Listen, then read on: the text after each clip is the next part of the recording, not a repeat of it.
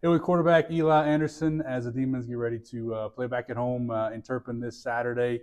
And Eli, just kind of give me some thoughts on um, the past few weeks and the way that obviously we've had some tough games against two ranked opponents on the road last week again as well against McNeese. That the way that through those tough games, the way this team you feel like has still been able to fight because you can never question the effort that you guys given on every Saturday. Continue to fight through this challenges of the past few weeks and how you think that's going to help even the rest of this year, but also moving forward. Our effort has been there. We always play hard. We play hard every game, but it just comes down to execution. You can have really good effort, but poor execution, still lose. So, it really just comes down to that. We have to execute the plays that are called, run them how they're supposed to be ran, and go from there. But as long as we pick up our stuff and just play to the best of our ability, play to our max potential, and execute every play that's called, we'll be fine.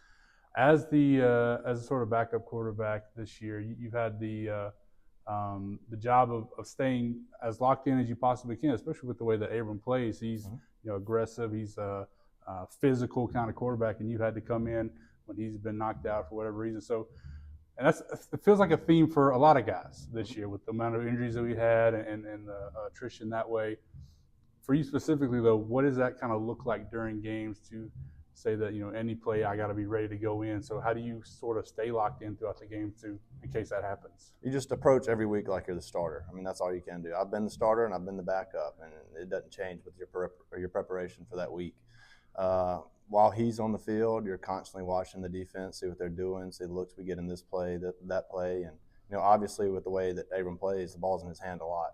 So you never know when something's going to happen, helmet's going to come off or injury. So you just got to sit there and stay prepared and make sure you're locked in on the sideline and your mind's sharp for whenever you get that moment to go in.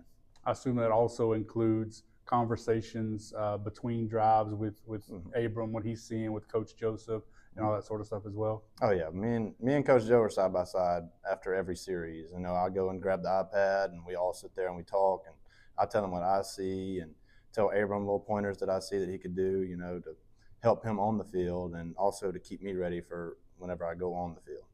It really, I think, showed itself perfectly. Last week you came in, you had a big run, picked up a couple first downs, and in a game against a defense that really was physical up front and really did a lot of things they wanted to do, provided a little bit of momentum, especially in that second half for the offense. You just have to be ready. That's what it comes down to. You're always ready, and as a backup, you're always waiting for that moment. And whenever you get that moment, you just got to make the most of it, make the most of your opportunity. And I thought I did so with that last week. And like I said at the beginning, it seems like that's a trend for not just you, but the entire team, with the way that guys have had to step in, on running back or receiver or in the secondary or on the defensive line. Like with that mindset that it seems like you guys have, where does that come from? Where does that build? Is that from Coach McCorkle in practice? Where did that kind of start?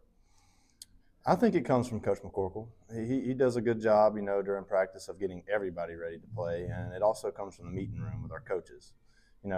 Every play, just because you're not in does not mean you're locked in. You're not locked in and focusing on that play, seeing what you can do to, execute the play. So it comes from coaching, but it also comes from yourself a little bit. You have to get your mind right and just be prepared whenever your name's called.